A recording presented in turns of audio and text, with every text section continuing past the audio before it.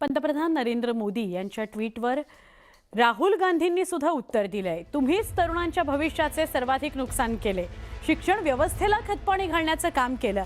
तुम्ही केवळ आमच्या शिक्षण व्यवस्थेवर पूर्ण ताबा मिळवू दिला नाही आणि ती उद्ध्वस्त होऊ दिली नाही, तर त्याला खतपाणी घालण्याचं काम केलं असं राहुल गांधी म्हणतायत। आणि याला जबाबदार असणाऱ्या प्रत्येक व्यक्तीला संरक्षण दिलं असंही राहुल गांधींनी ट्विट केलेलं आहे। पंतप्रधान नरेंद्र मोदींनी जे ट्विट केलं त्याच्यावर सीजेपीने सुद्धा उत्तर दिलं आणि आता राहुल गांधींनी सुद्धा उत्तर दिलेलं आहे।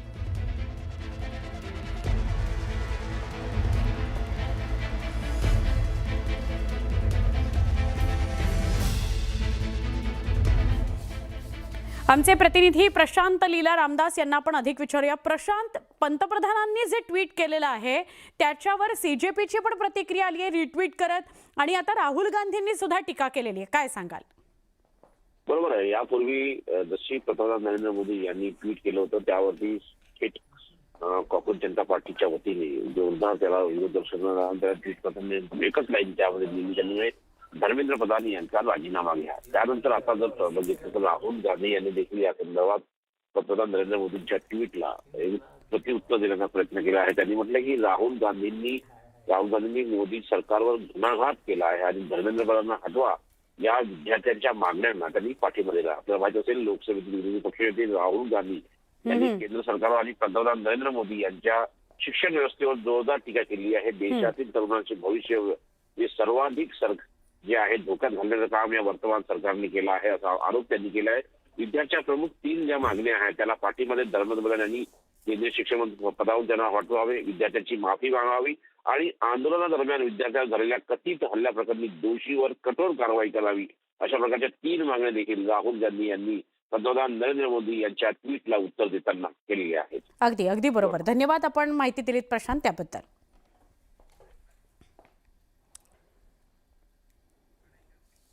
राहुल गांधींच्या पत्रकार परिषदेनंतर जे.पी. नड्डा यांनी सुद्धा पत्रकार परिषद घेतली आणि राहुल गांधींवर निशाणा साधला।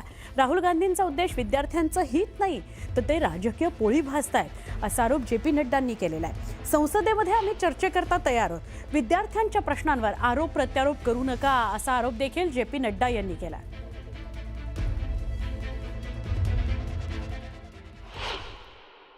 ये गंभीर मसला है और जैसा मैंने आपके सामने कुछ नाम गिनाए, ये बड़ी लंबी लिस्ट है जिसमें यूपीए की सरकारें इन्वॉल्व हैं जहां पेपर लीक हुआ है। लेकिन हम आरोप प्रत्यारोप से बाहर निकल करके हमें इस पर चर्चा करनी चाहिए, और चर्चा करने का जो सबसे अच्छा माध्यम है वो है सदन, वो है पार्लियामेंट, और हम चर्चा के लिए तैयार हैं। गहन चर्चा हो, गहन चर्चा के माध्यम से इसकी बारीकियों में हम जाएं। भारत की संसद में विपक्ष के नेता श्रीमान राहुल गांधी जी ने एक प्रस्तुतिकरण दिया और उस प्रस्तुतिकरण में उन्होंने लगभग 150 पेपर लीक के बारे में उन्होंने चर्चा की। ये जांच का विषय है और सरकार एक जिम्मेवार सरकार है, इसलिए निश्चित रूप से हर एक बात का जवाब जांच के साथ साथ जनता के सामने, देश के सामने दूध का दूध और पानी का पानी रखेगी। बॉलिवूडचा अभिनेता सलमान खान यानं एक्सवर पोस्ट केली आहे आणि पेपरफुटी विरोधात आंदोलन करणाऱ्या विद्यार्थ्यांना पाठिंबा दर्शवलेला आहे। आंदोलनादरम्यान विद्यार्थी आणि पालकांवर झालेल्या कथित लाठीचार्जबाबत सलमाननं दुःख व्यक्त केलं आणि जखमींप्रती सहानुभूती व्यक्त केली आहे। हा विद्यार्थ्यांचा आणि शिक्षण व्यवस्थेचा प्रश्न आहे, त्याचं राजकारण करू नका असं सलमान म्हणालाय। तसंच शिक्षणाला सर्वोच्च प्राधान्य देत भारतानं जागतिक शिक्षण केंद्र म्हणून उदयास यावं अशी अपेक्षाही सलमाननं व्यक्त केलेली आहे।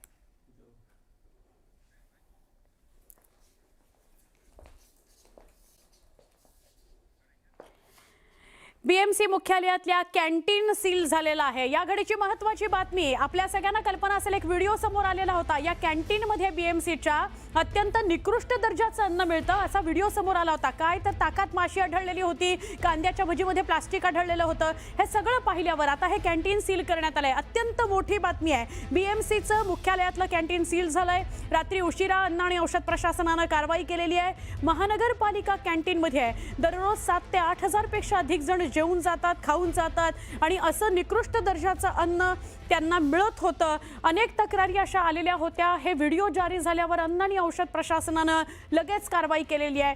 हे पालिका मुख्यालयातलं कॅन्टीन सुद्धा सील झालेलं आहे.